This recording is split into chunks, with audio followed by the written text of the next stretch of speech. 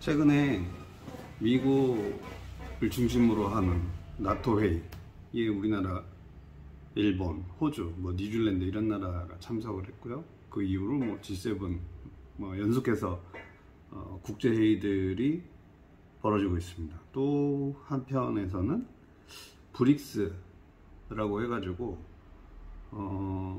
브라질, 인도, 땅덩어리가 크고 인구가 많은 이런 나라들을, 신흥 국가들이죠. 이런 나라들의 러시아, 중국이 주축이 돼가지고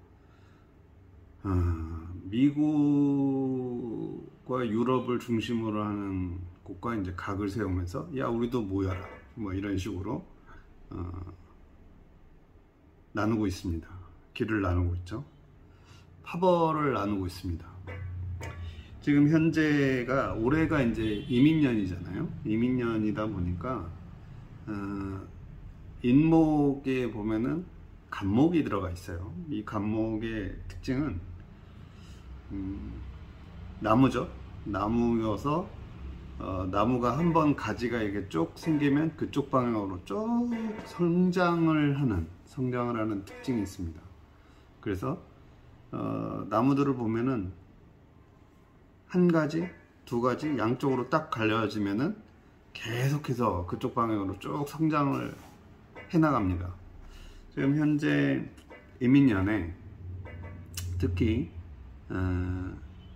6월과 7월에는 이 정화가 들어오거든요. 이 정화가 들어오다 보니까 이 임수를 정임 한목으로 해가지고 약간 합파를 시켜서 임수 자체가 간목인 형태, 간목을 쉽게 받을 수 있는 이런 형태로 만들게 됩니다. 즉 이민년이다 보니 지지에 있는 간목이 또 천간에 간목, 임수가 간목의 역할을 하게끔 그렇게 합화가 되다 보니까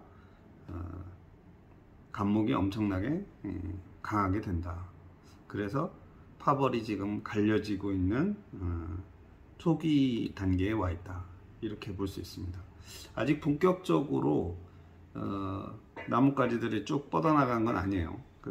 대부분의 나라들이 아직 어디에 설지, 파벌이 어디가 더 나을지 아직 판단하지 못하고 쭉쭉 성장하지 않고 있는 상황입니다.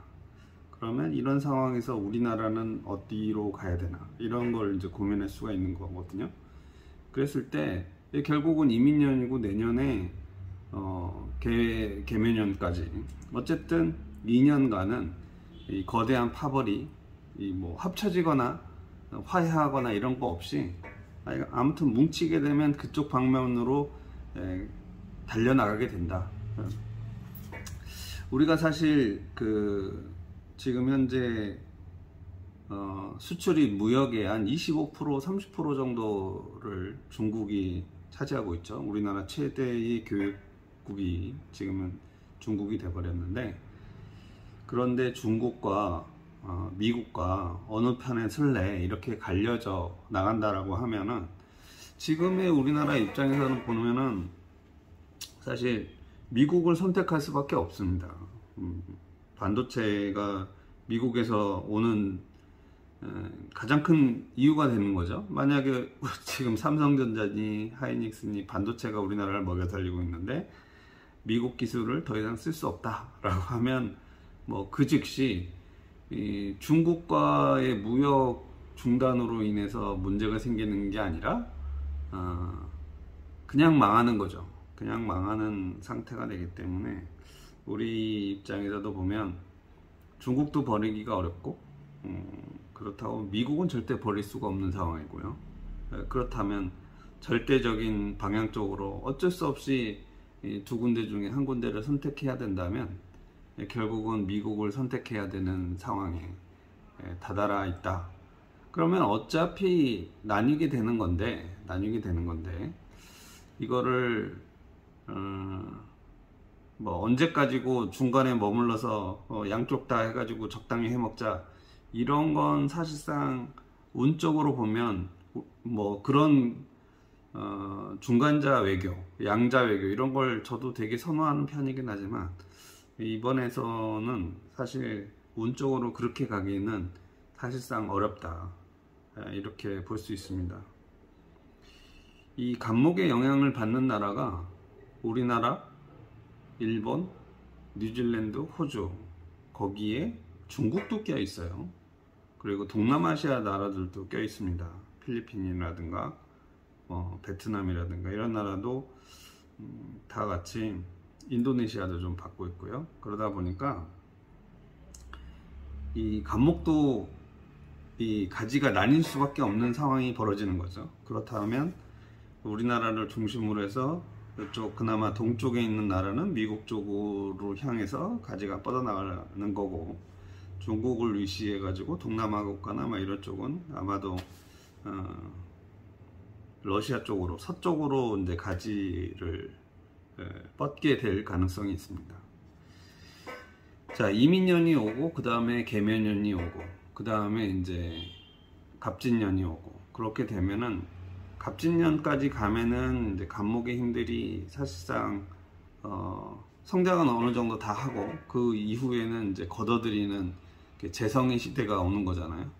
목표를 달성을 해서 이제 수집을 하는 시기가 오기 때문에, 뭐 그렇게 따지면 앞으로 2, 3년 동안은 우리는 진영을 서둘러서 좀 정리를 해야 되고, 그리고 어차피 반대편으로 갈 수 없기 때문에 그 피해나 이런 것들을 최소화할 수 있도록 그런 쪽으로 좀 더 역량을 모아야 될 것으로 생각이 듭니다. 이것은 이제 운적으로 보면 그렇다라는 거고요. 운이 사실 뭐 100%는 아니니까요. 거기에 사람들의 노력이라든가 이런 게 들어가서 어느 정도 변화의 여지가 있습니다. 지금 중국이라든가 러시아라든가, 사실 러시아 같은 경우는 굉장히 아까운 시장 중에 하나죠. 우리가 공을 들여 가지고 많이 키워왔던 시장 아닙니까? 냉전 시대가 종식이 되고 나서 사실 가장 많이 진출을 해서 가장 많은 성과를 냈던 것이 러시아가,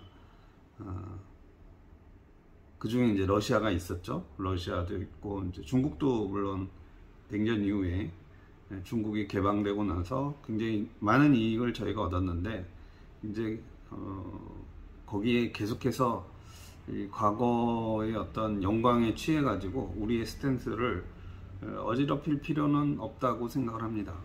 제가 이런 동영상을 찍는 이유도 사실 마찬가지예요. 간목이라고 하는 것은 나뭇가지가 뻗어나가야 하는데, 중간에 다른 가지가 나와가지고 반대 방향으로 돌고 이럴 여지가 없습니다. 기본적으로는 한 방향으로 뭉치면 모두가 다 그쪽 방향으로 매진을 해야 되기 때문에, 지금은 좋든 싫든 한 줄기에서 나와서 줄기가 갈라지는 시기다. 그리고 뒤돌아보지 않고 앞방향으로 앞으로 더 벌어지듯이 이게 달려나가게 된다. 나중에 이 줄기의 맨 끝에 보면 또 다른 줄기들이 나오면서 또 이렇게 다 어우러져 가지고 또 나중에 커다란 나무를 만드는 것처럼 언젠가는 또 다시 이제 합쳐질 수 있습니다.